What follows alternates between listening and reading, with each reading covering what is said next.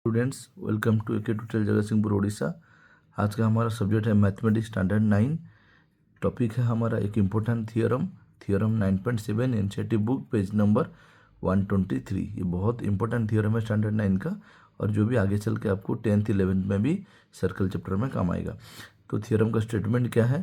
The angle subtended bye an arc eight the centre is double the angle subtended bye it at any point on the remaining part of the circle. इसका मतलब क्या है? The angle subtended bye arc. अगर हमें diagram में देखें तो यहाँ पर बी सी जो है इसे बोलते हैं आर्क। ये कौन सा आर्क है? माइनर आर्क है। इस बारे में मैं ऑलरेडी एक वीडियो बना चुका हूँ, आप मेरे चैनल पे जाके देख सकते हैं। सर्कल के टॉपिक के ऊपर इसे बोलते हैं माइनर आर्क। बी सी जो हमारा है माइनर आर्क है, और बी ए सी जो है ये है मेजर आर्क। ये हमारा जो यहाँ पर थ्योरम बोला है angle subtended bye minor arc. हमारा माइनर आर्क बी सी जो आर्क है ये कौन सा एंगल सबटेंड कर रहा है? मैं यहाँ पे ग्रीन मार्क में मैं यहाँ पर दिखाया हूँ आपको। बी सी आर्क सबटेंड कर रहा है, सेंटर हमारा ओ है, सेंटर ओ में B O C angle subtend कर रहा है। मतलब बी सी आर्क के वजह से B O C angle at the centre created, बस सबटेंड हुआ है, बना है यहाँ पे। उसके बाद एट एनी पॉइंट और क्या कर रहा है? बी सी आर्क सर्कल के एनी पॉइंट, ए क्या है? एनी पॉइंट हम लिए हैं ऑन दी सर्कल। ए एक पॉइंट है जिसको ऊपर B A see another angle create हो रहा है, बस सबटेंड कर रहा है। कौन आर्क? ये बी सी आर्क क्रिएट कर रहा है, सबटेंड कर रहा है। तो हमको प्रूव करना है क्या है? जो एंगल में जो सेंटर एंगल में जो बी सी आर्क जो एंगल क्रिएट किया है सेंटर में, उस वो क्या हो जाएगा? 2 टाइम्स एनी पॉइंट में जो हम एंगल क्रिएट हो रहा है हम बना रहे हैं ऑन दी सर्कल। याद रखना, सर्कल को ऊपर उसको टच करना चाहिए। यहाँ अगर होगा तो ये नहीं होगा।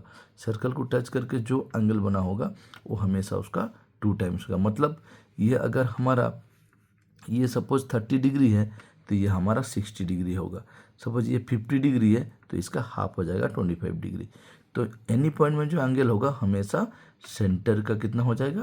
कितना? Any point angle 2 times centre का रहेगा। मतलब हमेशा बोल सकते हैं centre angle created subtended at the centre always 2 times eight any point. 2 times रहेगा एनी पॉइंट में। इसको हमको प्रूव करना है, बहुत इंपॉर्टेंट है। अच्छे से ज़रा देखिए proof in triangle A O B. आप देख सकते हैं ये वाला जो ट्रायंगल है ए ओ बी ट्रायंगल में क्या है? ओ A equal two O B. O A O B equal होते हैं, क्यों? क्योंकि हम इसको बोलते हैं रेडियस। हमको पता है एक सर्कल में जितना भी रेडियस होता है वो सब क्या होता है? सेम होता है। तो O A equal to A B same radius हो गया। मतलब हम अगर ट्रायंगल लेंगे ए ओ बी ट्रायंगल हो जाने से एक ट्रायंगल अगर 2 साइड इक्वल होता है उसे बोलते हैं आइसोस्केल ट्रायंगल। तो हमारा ओ ए बी ट्रायंगल में इक्वल हो गया, मतलब आइसोस्केल ट्रायंगल। आइसोस्केल का ट्रायंगल का प्रॉपर्टी क्या बोल रहा है? Angle opposite to equal sides are equal. तो ओ बी साइड इक्वल है तो उसके अपोजिट में एंगल कौन है? एंगल 1 और एंगल 2 है, इसलिए एंगल 1 इक्वल टू एंगल 2। यहाँ पे मैं लिख दिया हूँ since A O B is an आइसोस्केल ट्रायंगल। आइसोस्केल ट्रायंगल का अपोजिट साइड्स में इक्वल साइड्स के अपोजिट में इक्वल एंगल होता है। यहाँ तक समझ में आ गया? तो नाउ एक्सटीरियर एंगल, तो ये जो ट्रायंगल है ए ओ बी इसका एक्सटीरियर एंगल कौन है? न बी ओ पी। आप देख सकते हैं बी ओ पी जो एंगल है, इतना एंगल हमारा जो है बी ओ पी, ये क्या है? एक्सटीरियर एंगल है। तो हमें पढ़ाई गया है, लोअर क्लास में भी हम पढ़े हैं, exterior angle always equal to sum of interior opposite angles. Sum of interior opposite angle के साथ इक्वल होता है, सम के साथ। तो बी ओ पी हमारा हो गया एक्सटीरियर एंगल जो इक्वल होगा इंटीरियर अपोजिट एंगल कौन है मेरा? 1 और 2। एंगल 1 और 2 मेरा इंटीरियर अपोजिट एंगल्स है।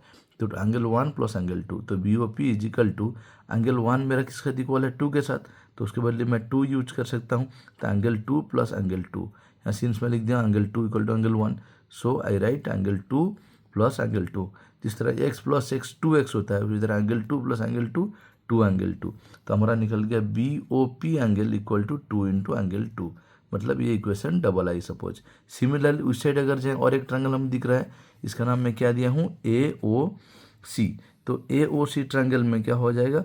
ओ ए इक्वल टू ओ सी हो जाएगा। ओ ए इक्वल टू ओ सी, ये भी सेम रेडियस है। उसी तरह ये एक आइसोस्केल ए ओ सी आइसोस्केल ट्रायंगल हो गया, तो एंगल 3 एंगल 4, जिस तरह यहाँ पे हमारा 1 इक्वल टू 2 एंगल, यहाँ पर भी 3 इक्वल टू 4 एंगल हो गया। तो ना ए बी सी जन आइसोस्केल ट्रायंगल हो गया हमारा। तो ना सिमिलरली वही प्रॉपर्टी हम यूज करेंगे। एक्सटीरियर एंगल यहाँ पर कौन मैं लिया हूँ, C O P. C O P angle हमारा हो गया एक्सटीरियर एंगल। आप देख सकते हैं exterior angle C O P, interior opposite कौन है 3 और 4। तो C O P equal to angle 3 plus angle 4, sum of two opposite interior angles. Exterior angle equal to sum of two opposite interior angles. तो C O P angle 3 के बदली हम instead of 3 I can use angle 4। तो angle 4 plus angle 4, 3 4 के साथ equal है, इसलिए मैं अभी यूज किया हूँ। तो C O P equal to 2 angle 4।